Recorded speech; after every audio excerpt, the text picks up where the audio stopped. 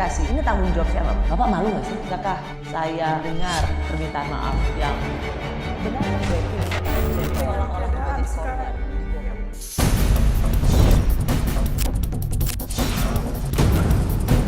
Enggak lah, masa saya intervensi. Kalau saya intervensi, itu merintahkan batalion mana tak suruh duduk itu, itu namanya intervensi. Kiranya dapat disampaikan kepada Panglima TNI dan jajaran TNI atas kekhilafan ini kami mohon dapat dimaafkan. Baru pertama kali terjadi, KPK meminta maaf bahkan mengaku hilaf usai mengumumkan tersangka kasus korupsi.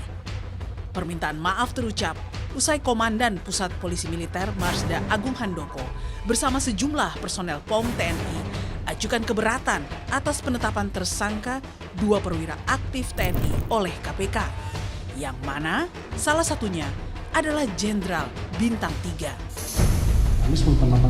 Penetapan sebagai tersangka ini adalah kemenangan TNI sebagai undang-undang yang berlaku.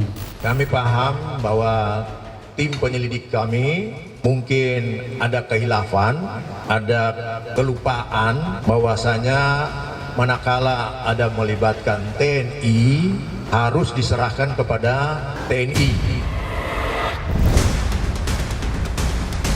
Kepala Basarnas periode 2021-2023, Marsikal Madya Purnawirawan Henry Alfiandi, diduga menerima suap proyek pengadaan barang dan jasa di Basarnas.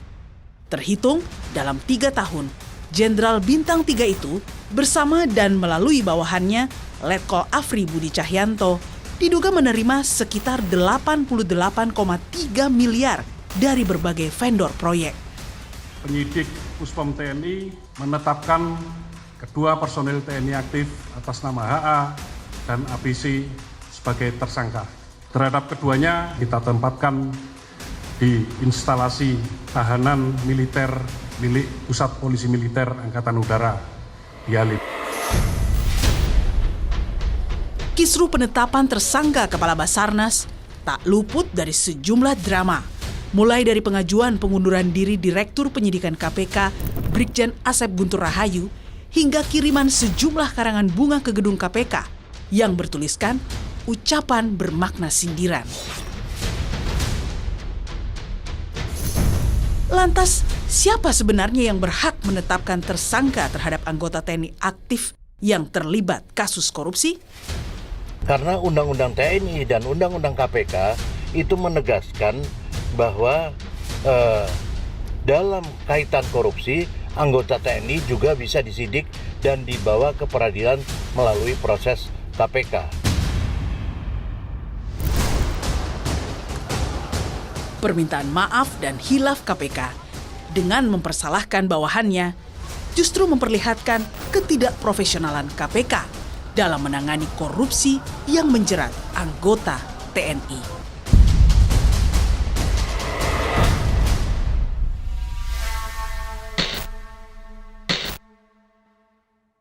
Saya sudah bersama Komandan Puspom TNI, Marsda TNI Agung Handoko, dan juga aktivis senior di bidang HAM, pejuang kesetaraan dan keberagaman yang kini menjabat Ketua Dewan Nasional Setara Institute, Hendardi. Selamat malam Pak Agung, selamat malam Bung Hendardi. Terima kasih sudah di Rosi. Pak Agung, saya mau tanya dulu untuk klarifikasi. Ramai-ramai seorang dan Puspom datang ke KPK bersama para perwira tinggi TNI, lagi mau mengancam KPK ya? Baik, terima kasih Mbak Rosi. Jadi ya mungkin ini jawaban klise. Yang pertama, kita sama-sama aparat penegak hukum ingin silaturahmi ke rekan-rekan kita di KPK. Kata silaturahmi itu kesannya baik Pak, tapi itu tidak tertangkap di publik. Yang tertangkap adalah para perwira tinggi datang berseragam, loreng, ingin mengirimkan pesan, hei KPK jangan main-main sama TNI. Baik, jadi kita ke sana berseragam loreng memang pada saat hari itu hari Jumat, seragam kita memang menggunakan loreng. Di luar itu kita menggunakan pakaian angkatan masing-masing. Jadi yang saya bawa seluruhnya adalah aparat penegak hukum. Di mana sudah kita dengar bersama bahwa ada personel TNI yang ditangkap tangan oleh KPK dan diserahkan proses hukumnya kepada TNI.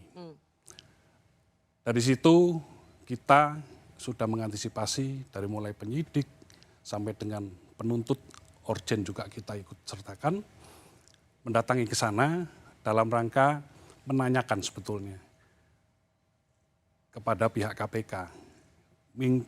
Kami dari TNI meminta penjelasan apa kewenangan dari pihak KPK menetapkan personel TNI menjadi tersangka. Karena kami ada ranah undang-undang kami di Undang-Undang 31 tentang peradilan militer. Pak Agung, dalam konferensi persnya Pak Agung di KPK kan mengatakan dari tim kami terus terang keberatan kalau itu ditetapkan sebagai tersangka, khususnya untuk yang militer. Karena kami punya ketentuan sendiri, punya aturan sendiri, kami aparat TNI tidak bisa menetapkan orang sipil sebagai tersangka. Begitu juga harapan kami, ya KPK juga demikian. Artinya memang ada ketersinggungan bahwa KPK yang menetapkan tersangka seorang perwira aktif TNI. Ada ketersinggungan itu? Tidak tersinggung sebenarnya, Mbak. Hanya meluruskan atau mendudukkan pada porsinya. Kan Bapak mengatakan tidak terima, kalau tidak terima kan tersinggung. Jangan diartikan seperti itu. Jadi tidak terima kami ini karena bukan pada porsinya. Jadi kami punya porsi, KPK juga punya porsi. Nah itu yang mari sama-sama kita hargai, masing-masing punya ketentuan. Jadi maknanya sebetulnya ke sana, bukan terus dalam arti kami tersinggung atau kurang suka atau apa, tidak ada maksud itu. Oke, nah kalau begitu ketika tidak terima itu Pak, tidak terima di mananya? Ditetapkan tersangkanya oleh KPK atau karena mendengar penetapan tersangka itu dari media massa? Kami mendengar dari media massa. Dari media massa, Betul. itu yang tidak dapat diterima? Iya. Jadi misalkan dari KPK pun kami juga kurang bisa menerima karena memang bukan ranahnya menurut kami. Menurut Undang-Undang 31. Jadi ada 2 poin yang menyebabkan itu tidak bisa diterima. Satu, selain itu bukan ranahnya Ya. menurut TNI. Dan kedua adalah dengarnya juga dari media massa. Ya, Oke. betul. Saya ke Bung Hendardi dulu. Bung Hendardi, kalau melihat kemarin pemandangan kemarin itu dianggap sebagai sesuatu yang sangat baru dan agak ngeri sih sebenarnya. Wajar nggak kalau KPK itu ketakutan? Saya kira begini, susah menilai wajar nggak wajar ya, tapi yang pasti ya ketakutan memang menurut saya ya, dan seharusnya mereka tidak ketakutan semacam itu. Tapi beginilah, saya kira apa yang dilakukan itu jelas mungkin buat KPK menakutkan karena ini seperti buat saya istilahkan intimidasi institusi. Intimidasi institusi. Nah, kalau ini ya walaupun Pak Agung punya alasan-alasan tertentu untuk ini, tapi pesan dan kesan yang disampaikan itu adalah suatu intimidasi institusi ya. Karena itu saya juga mau komentari judul ini, sepakat juga saya dengan KPK Komisi Penyidik Khilaf ya. Karena memang betul khilaf karena belum lebaran udah bermaaf-maafan ini. Jadi Lebih mendahului yang lain ini. Jadi mereka minta maaf sebenarnya karena memang hilaf atau karena takut pada institusi TNI? Saya kira kalau kalau perdebatan wilayah kewenangan ya dari institusi TNI maupun KPK, dan di situ memang nggak akan ada habisnya ya karena dua-duanya punya argumen hukum yang cukup kuat. Namun buat saya semua hal yang semacam itu mesti ditarik ke atas, ke konstitusi ya, dan konstitusi menegaskan secara tegas bahwa kesamaan di depan hukum bagi semua orang. Tidak peduli itu militer, itu aktif tidak aktif atau pensiun atau umum ya, itu semua dalam punya kesetaraan, punya kesamaan di depan hukum ya. Itulah saya karena itu memang mungkin ada perbedaan, ada Pak Agung, Pak Dan Puson berpijak pada Undang-Undang Peradilan Militer ya. Sampai yang ke situ menurut dulu, Pak. saya itu warisan Orde Baru yang udah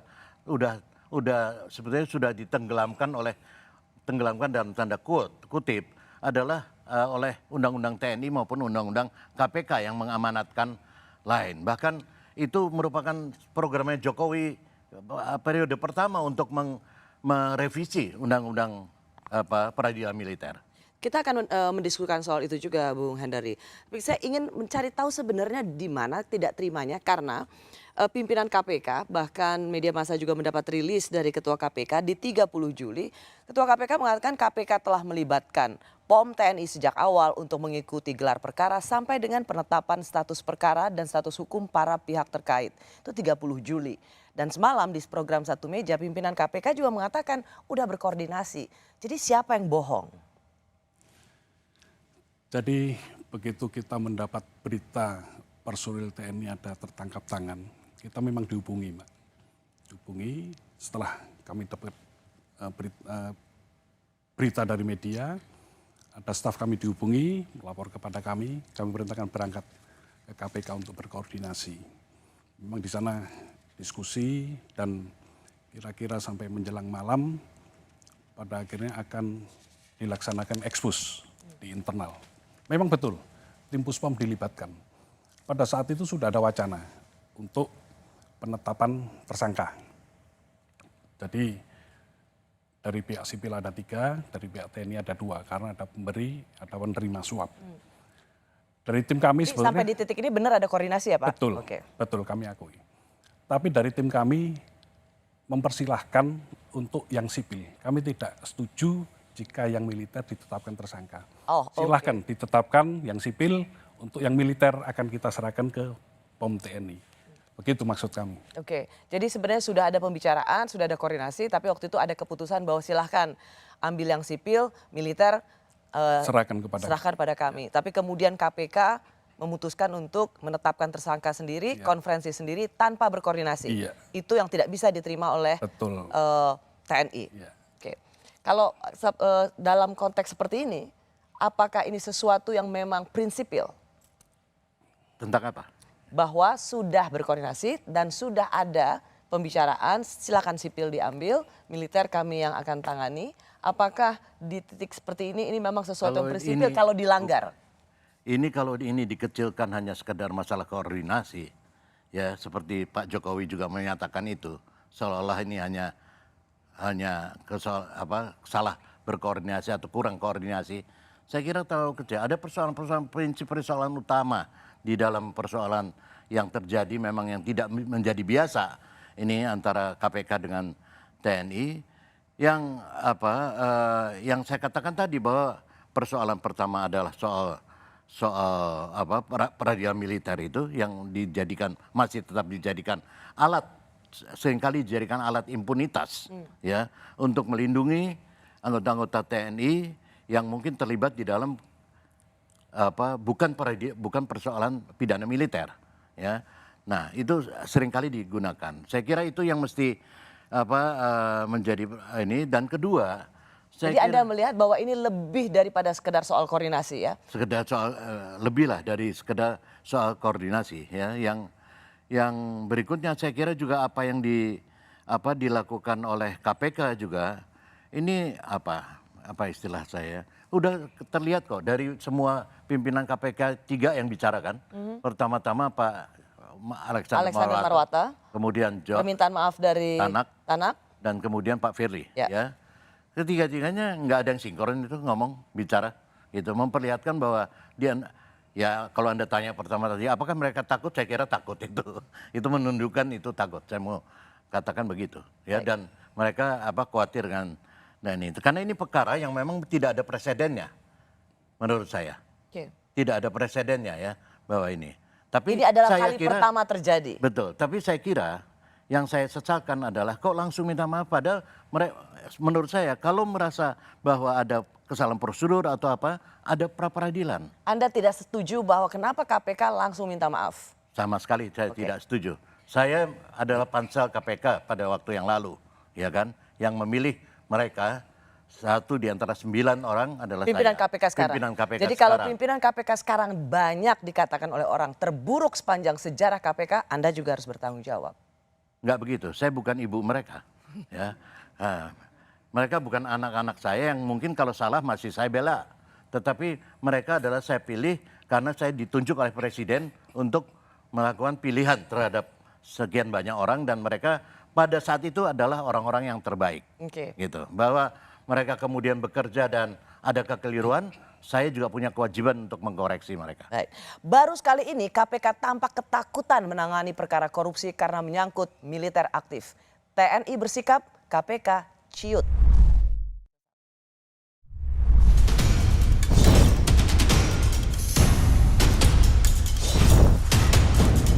Diduga HA bersama dan melalui ABC mendapatkan nilai suap dari beberapa proyek di Basarnas sekitar 88,3 miliar.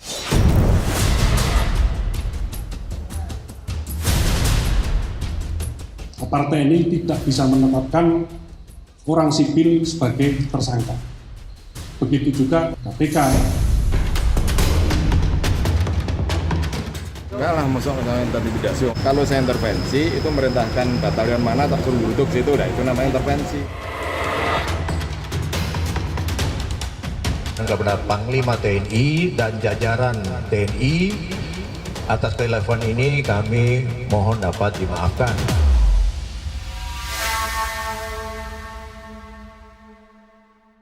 Saya masih bersama Komandan Puspom TNI Marsda TNI Agung Handoko serta Ketua Dewan Nasional Setara Institute Hendardi. Saya mau masuk dulu untuk mengingatkan kembali apa kalimat yang cukup mengejutkan juga bagi banyak orang, bahwa setelah pimpinan KPK yang satu menetapkan tersangka, lalu ramai-ramai datang para perwira tinggi militer ke KPK dan kemudian ada wakil ketua KPK pada tanggal 28 Juli yang menyatakan bahwa ada kekhilafan dan mau minta maaf. Saya ingin kita mendengarkan lagi lengkap pernyataannya.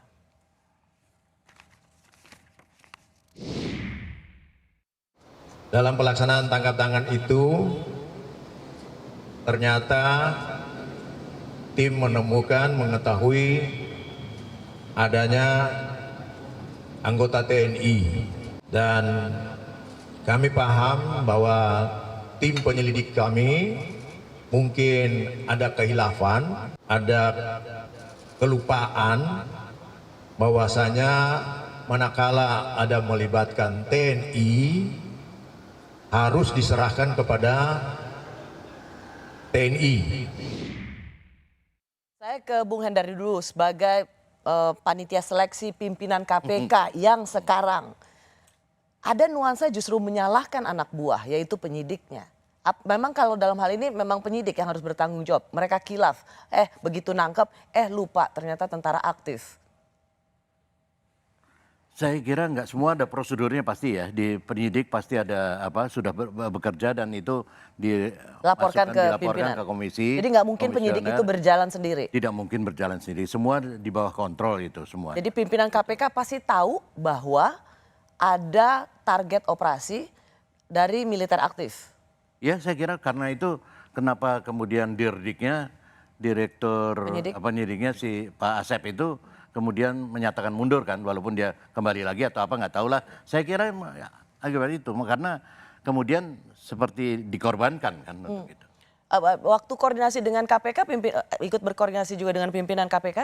Ikut, Pak. Ikut. Jadi, ya? Pada saat kita datang ke sana, saya ikut. Makanya yang tadi kami sampaikan, kami dengan aparat penegak hukum di lingkungan TNI, kami datang ke sana untuk. Jadi ini penting untuk mengklirkan dan mengklarifikasi. Jadi dalam koordinasi antara KPK itu termasuk pimpinan KPK dan Puspom juga tahu.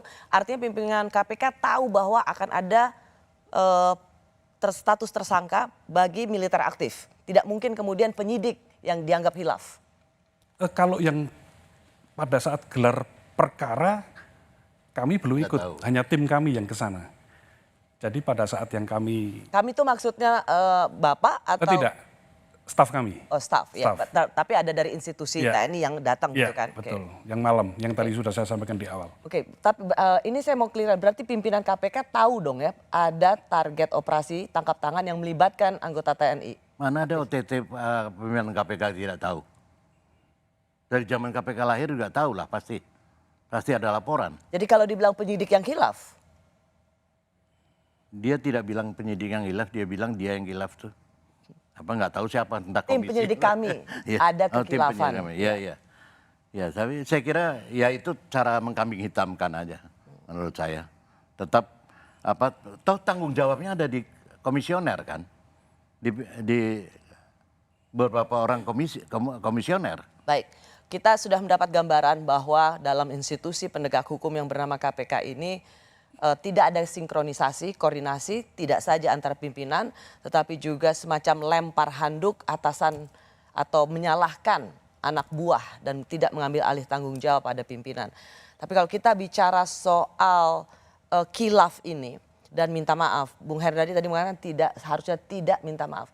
Tetapi kan memang TNI tidak bisa terima kalau kemudian mereka bukan yang menangani atau mentersangkakan anggota militer aktif. Ya, itu karena pandangannya TNI selalu dilandasi oleh Undang-Undang Peradilan Militer yang masih berlaku. Itu adalah warisan Orde Baru yang dipakai terus untuk memproteksi, ya. Tetapi itu dipakai terus untuk memproteksi itu. Sementara ada sudah ada undang-undang TNI, undang-undang KPK yang menjelaskan bahwa tindak pidana apapun itu yang bukan tindak pidana militer itu harus ada di peradilan umum. Nah itu perbedaan ini. Tapi saya sadar perbedaan ini susah kemudian ditemukan. Makanya kita kembalikan ke konstitusinya bahwa ini merupakan ini adalah kesamaan di depan hukum, itu berlaku untuk semua. Tidak jangan ya kalau TNI merasa bahwa dia bisa punya aturan sendiri, punya ini nanti merasa punya negara sendiri. Oke, apa tanggapan Pak Agung? Baik, terima kasih Mbak. Jadi pada prinsipnya TNI taat kepada hukum. Apapun aturannya kita ikut. Nah, sekarang yang kita gunakan adalah aturan yang ada. Memang betul dari Pak Endardi tadi. Sudah ada Undang-Undang TNI 2004 di pasal 65 kalau tidak salah, itu menyatakan bahwa prajurit yang melanggar tindak pidana umum diadili di peradilan umum, kalau melanggar tindak pidana militer diadili di peradilan militer. Ya, berarti itu clear kan sebenarnya? Tetapi banyak yang tidak membaca di pasal 74-nya. Nah, di situ di pasal 65 diberlakukan jika sudah ada undang-undang peradilan militer yang baru. Problemnya adalah Ayat belum duanya, ada undang-undang militer yang baru. Sehingga undang-undang peradilan militer yang ada yang 31 itulah yang digunakan. Oke, ini penting saya tanyakan gini. Keberatan TNI ini karena yang ditangkap atau ditersangkakan Jenderal Bintang 3 sebenarnya kan udah mau pensiun. Dan kalau sebenarnya 1 hari sudah skepnya keluar ada sertijab, nggak apa-apa tuh TNI? Kami menganut bahwa subjek hukum di peradilan militer adalah prajurit 1. Dan kita mengenal ada tempus delicti. Siapapun itu, selama masih aktif, siapapun itu. Sipil tidak boleh menangani. Siap. Jadi pada saat kapan tindak pidana itu dilakukan, manakala dia masih aktif, itu adalah tanggung jawab kami, walaupun itu sudah pensiun. Oke, ini tadi landasan hukumnya jelas dari Dan Puspom, Bung Hendardi, bahwa pasal 74 itu baru berlaku kalau ada undang-undang peradilan militer baru yang sudah dibikin. Jadi wajar kalau TNI masih menggunakan undang-undang peradilan militer yang lama. Yang Anda katakan sebenarnya itu produk Orde Baru yang sudah ingin ditenggelamkan. Iya, dan enggak, saya kira undang-undang TNI dan undang-undang KPK itu tegas menyatakan bahwa siapapun ya, yang melakukan pelanggaran tindak pidana umum itu diproses di dalam peradilan umum, di dalam peradilan umum. Jadi tidak ada pengecualian terhadap militer. Tapi bahwa ada kemudian perbedaan pandangan dan Bapak menyatakan bahwa pasal itu sebelum ada undang-undang militer yang baru itu tidak berarti ya bahwa kita menunggu itu karena amanat itu sendiri sudah ada di dalam baik di prolegnas maupun ini. Jadi semangatnya tuh harus semangat ini. Karena itu kita mesti tarik ini ke atas lagi, kesetaraan di depan hukum. Kalau nggak begini nggak akan selesai. Karena itu akan dipakai terus selama belum ada perubahan undang-undang militer. Itu akan dipakai terus sebagai proteksi, sebagai impunitas, ya, sebagai untuk mengimpunitas kelompok tertentu di dalam hukum. Dan itu yang saya kira tidak fair lah ya untuk siapapun. Menurut saya begitu. Baik. Militer aktif kini mulai banyak ditempatkan di institusi sipil. Jika mereka melakukan tindak pidana, mengapa harus militer lagi yang menangani? Saya masih bersama dan Puspom TNI Marsda TNI Agung Handoko dan aktivis HAM senior Hendardi. Saya ke Pak Agung. Pak Agung, sekarang baik polisi maupun militer aktif menerima penempatan di institusi sipil. Tetapi kemudian kalau melakukan tindakan kejahatan, korupsi misalnya, tidak boleh ditersangkakan oleh sipil. Tugas sipilnya mau, tapi ditersangkakan oleh sipil nggak mau. Terasa seperti tentara ingin dianak emaskan, diistimewakan selalu. Apa penjelasan TNI kalau dengan anggapan seperti ini? Baik, terima kasih. Jadi kembali tadi bahwa subjek hukum kita di peradilan militer adalah prajurit militer aktif. Soal dikatakan bahwa ini seolah-olah mendapat privilege atau impunitas. Sebetulnya tidak. Hanya mungkin media tidak pernah meliput bagaimana penanganan hukum di lingkungan TNI.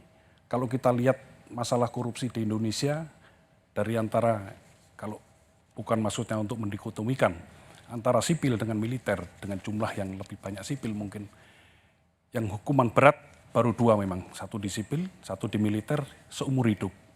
Nah ini bisa jadi contoh. Di luar itu banyak sekali Mbak, militer-militer yang dipecat hanya gara-gara berbagai macam kasus. Ini Bapak ingin mengatakan bahwa dengan mereka disidang di polisi militer tidak berarti mereka bisa melenggang kangkung.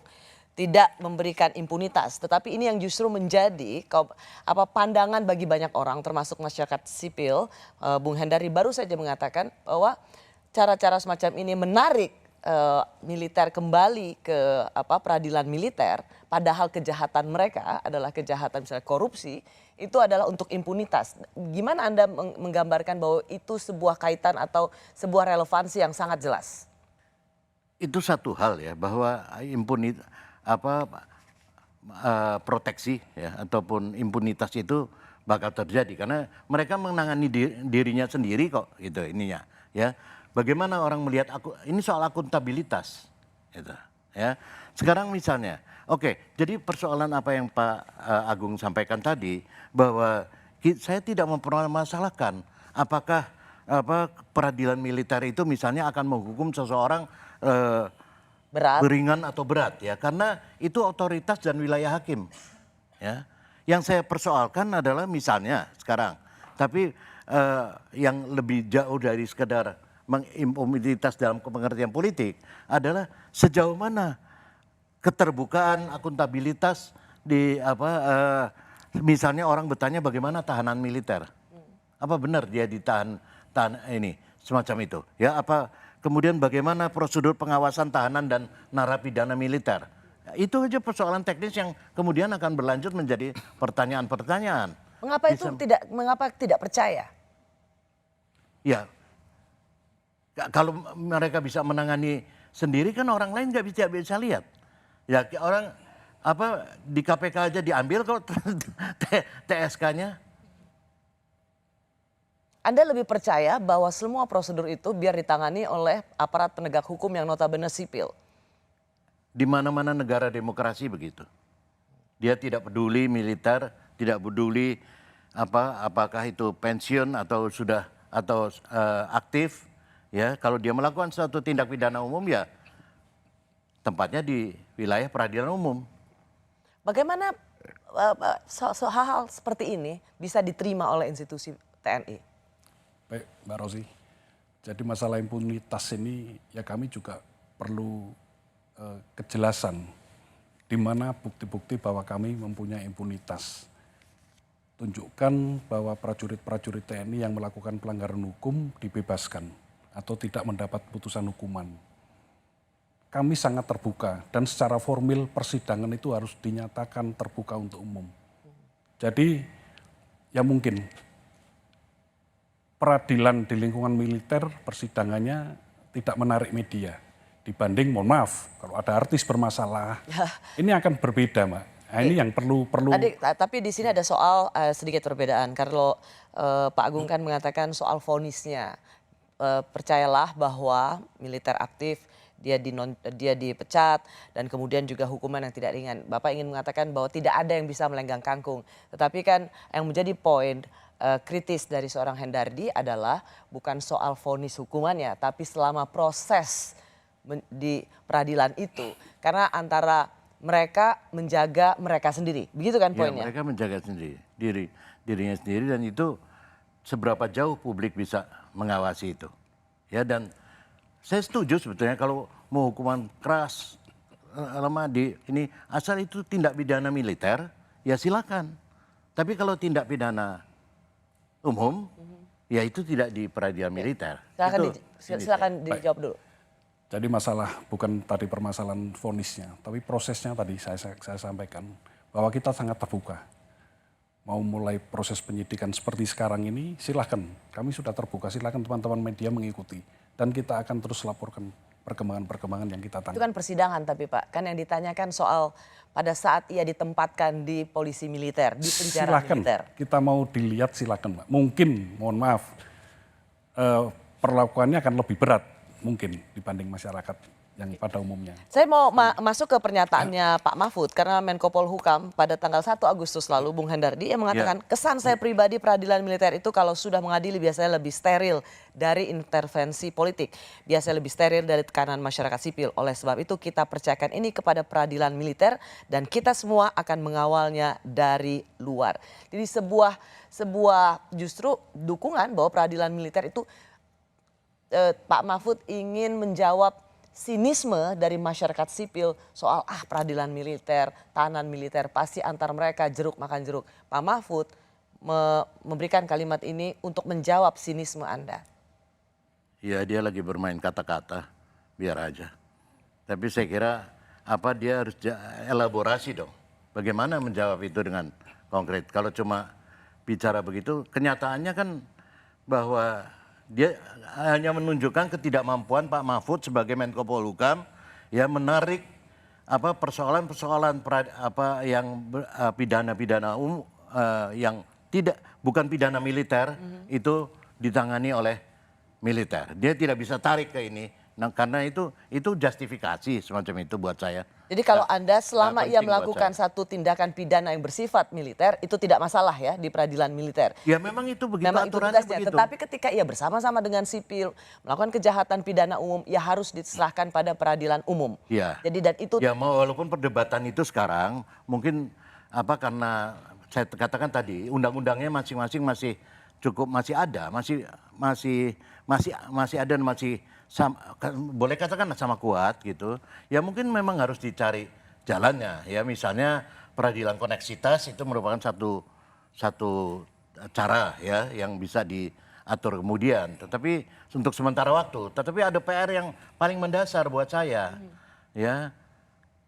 PR, dan ini karena sebetulnya ini PR-nya pekerjaan rumah politik. Presiden dan parlemen ini memang nggak punya nyali untuk membuat merubah, merevisi undang-undang peradilan militer. Kenapa? Dari dulu ya karena apapun ya saya bicara di depan militer bahwa supremasi militer masih cukup kuat untuk ini ya powernya masih cukup kuat di dalam politik Indonesia. Itu saja masalahnya, nggak jauh. Jadi persoalan politik kalau semua mau Anda kembalikan ke ini. Kita bisa aja ngakal-ngakali dengan koneksitas, ini tetek bengek segala macam. Tapi persoalan intinya adalah bahwa memang supremasi militer masih cukup dominan di dalam politik Indonesia. Sehingga presiden maupun parlemen, DPR tidak punya nyali, saya mau katakan. Apakah Bung Hendardi, apakah pernyataan-pernyataan seperti ini, karena misalnya banyak juga perwira yang mengatakan ini adalah bagian dari proksi yang tidak ingin institusi militer itu kuat. Pokoknya institusi militer itu dia harus siapa yang nggak pengen kuat? Kalau ngelawan ada musuh dari luar ya harus kuat. Kalau perlu saya terjun juga ikut bantu. Tapi kan persoalannya kita bukan melawan musuh. Apalagi sebenarnya yang menjadi kekhawatiran? Bukankah TNI saat ini sudah mereformasi dirinya? Mengapa sinisme itu masih ada?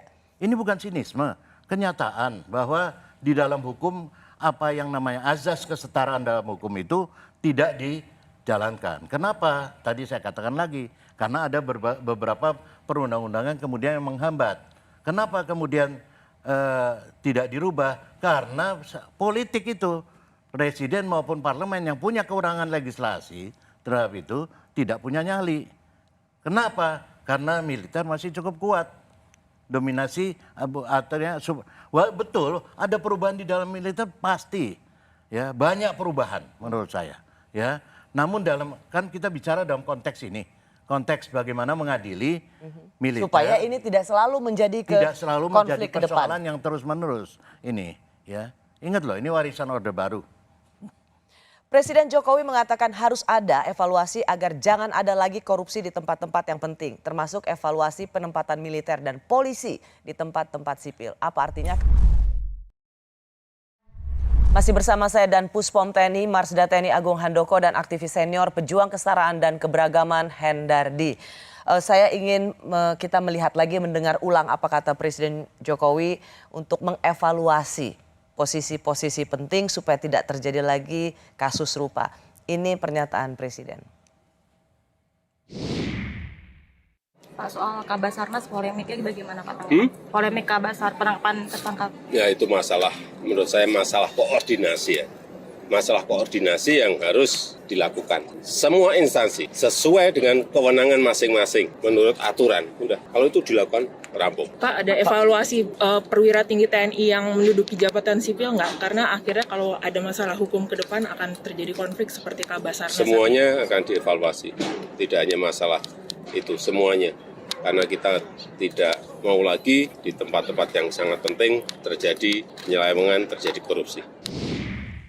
Jadi kalau kita kembali apa yang dikatakan Presiden, ditekankan lagi oleh Presiden, kuncinya hanya koordinasi, Bung Hendari. Jadi tak lebih dari itu, andaikan ada koordinasi pasti ini tidak terjadi lagi. Jadi nggak terlalu jauh ke soal peradilan militer, amandemen undang-undang militer gitu.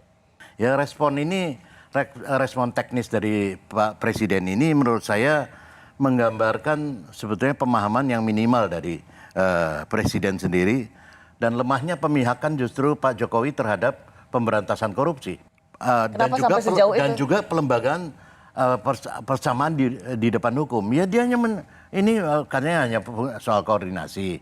Dia tidak menangkap Pak Jokowi tidak menangkap suatu potensi impunitas yang selama ini melekat pada oknum TNI yang melakukan satu tindak pidana korupsi atau tindak pidana umum lainnya. Ini telah mengafirmasi satu asumsi banyak pihak bahwa sejauh ini seperti pengadaan barang dan jasa, kemudian termasuk pengadaan alutsista ya di institusi TNI, di Departemen Pertahanan atau di Kementerian Pertahanan atau institusi sektor keamanan yang lain itu sulit memenuhi kewajiban standar transparansi dan akuntabilitas.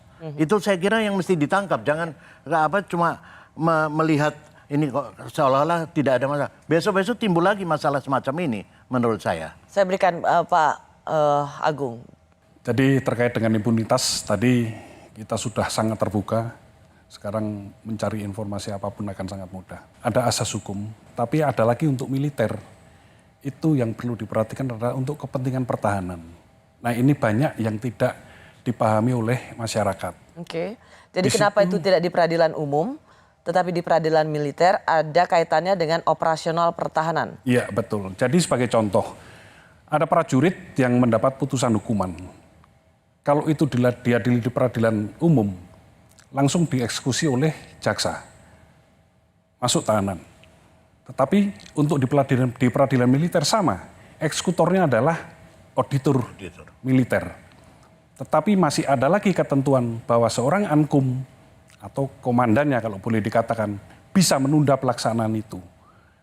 Nah ini bisa diasumsikan bahwa ini intervensi terhadap impunitas. Nah, padahal kepentingan menunda itu ada ketentuannya. Kalau si prajurit ini mungkin punya keahlian khusus yang tidak dimiliki oleh prajurit lain, sedangkan dia akan digunakan untuk operasi. jika ini masuk tahanan, operasi bisa tidak berjalan. Misalkan seperti itu. Wah, Nah, ini kan artinya, tidak. maaf, berarti ada seorang, misalnya, dia membunuh warga sipil gitu. Tapi karena keahliannya dibutuhkan, si pembunuh ini yang harusnya ditahan, dia bisa tetap bertugas atas nama operasi pertahanan keamanan. Bisa, misalkan itu memang betul-betul, tentunya dengan pertimbangan yang matang. Ilmu yang dimiliki memang tidak dimiliki oleh prajurit lain. Hanya Dan satu-satunya dari sekian Betul. ratus ribu prajurit, Misalkan demikian. hanya dia. Misalkan Tapi demikian. batasannya apa? Ya kemampuan tadi Mbak, kemampuan spesialnya tadi. Yang itu digunakan untuk suatu operasi. Ini yang kemudian dianggap sebagai bagian dari impunitas. Hanya karena ia punya keahlian, tapi kemudian dijadikan alasan sebagai dia harus melakukan satu tugas yang untuk demi kepentingan Sebetulnya bukan bela alasan negara. menurut kami, karena kaitannya memang untuk kepentingan negara, misalkan untuk kepentingan negara ini. Jadi seorang prajurit yang sudah terbukti melakukan kejahatan pun dia masih bisa ditunda hukumannya. Bisa, bukan berarti hilang hukumannya, Tidak hanya berarti ditunda. hilang, hanya ditunda. Iya, Setelah dia melakukan tugas negara yang harus melunasi hukuman. itu sebenarnya argumentasinya. Ada tugas demi kepentingan silakan negara. itu di peradilan militer kalau melakukan tindak pidana militer. Tapi kalau dalam kaitan dengan tindak pidana umum nggak bisa menurut Betul, saya. justru itulah mengapa ada kepentingan prajurit aktif tetap di peradilan militer. Ya itu dua sisi dalam satu mata uang yang bisa ini. Satu sisi bisa memang mungkin betul ada ini. Tapi saya nggak tahu case-nya semacam apa. Tetapi kalau di lain pihak itu bisa terus-menerus dipakai sebagai impunitas. Jadi apa lesson learned, apa pelajaran terbaik dari kasus ini? Baik, jadi kita sebagai aparat penegak hukum, sama-sama aparat penegak hukum, memang alangkah baiknya kalau kita saling bersinergi. Kita saling mengisi, justru jangan sampai ada celah. Seperti kejadian sekarang, banyak polemik, akhirnya menguras energi kita, menguras tenaga kita. Jadi kembali tetap hanya dikoordinasi. Iya. Salah satu misalnya anggota Komisi 3 mengatakan bahwa TNI merasa dilecehkan. Tapi apakah TNI juga merasa dilecehkan akibat perbuatan Kabasarnas yang mengkorupsi alat-alat kemanusiaan untuk mencari korban celaka dan bencana? Jadi Panglima juga sudah tegas bahwa beliau sangat kecewa dengan kejadian ini. Saya kira kita sebagai prajurit harus bisa menjabarkan bahwa hal-hal seperti itu tidak boleh terjadi lagi terhadap seluruh prajurit TNI. Anda, Bung Hendari, Anda mengeluarkan pernyataan yang cukup tegas agar Presiden menerbitkan Perpu untuk mengubah Undang-Undang Peradilan Militer demi menjawab rasa keadilan yang terusik dan pelanggaran prinsip kesamaan di muka hukum. Inikah lesson learned dan jawabannya adalah Perpu itu? Ya, jadi saya tetap berpendapat bahwa harus ada upaya segera ya untuk merevisi Undang-Undang Peradilan Militer. Bisa dengan modal fast track legislation ya, membuat undang-undang ini, atau dengan Perpu ya, atau dengan Perpu. Bahkan dengan Perpu tanpa tindakan yang segera, saya kira belajar dari kasus ini kan Anda tanya apa yang bisa pelajaran ini adalah kepercayaan publik pada lembaga KPK itu tidak akan pulih. Dan kepercayaan publik, demikian juga kepercayaan terhadap TNI itu juga begitu. Tapi saya juga mengusulkan bahwa di dalam konteks penanganan ini peradilan koneksitas itu bisa dipilih untuk merecovery rasa keadilan yang terusik ya, karena peradilan koneksitas memiliki beberapa preseden di beberapa di banyak kasus ya. Ini yang ini. Tapi kalau ditangani sendiri-sendiri ya orang ini yang kan berulang. Targetnya sendiri-sendiri atau koneksitas, Pak? Untuk sementara kami akan laksanakan splicing, jadi sendiri-sendiri. Tetap sendiri-sendiri untuk Tapi sementara. tetap koordinasi. Kami sampai sekarang masih koordinasi ketat dengan KPK untuk menangani ini. Masih berjalan sekarang. Oke, tetap sendiri-sendiri. Itulah pesan dari Dan Puspom TNI. Baik, terima kasih Pak Dan Puspom sudah memberikan penjelasannya di Rosi, juga untuk Bung Hendardi yang telah memberikan perspektifnya di Rosi. Saya Rosiana Silalahi, terima kasih sudah bersama saya di Kompas TV. Tetaplah di Kompas TV, independen, terpercaya.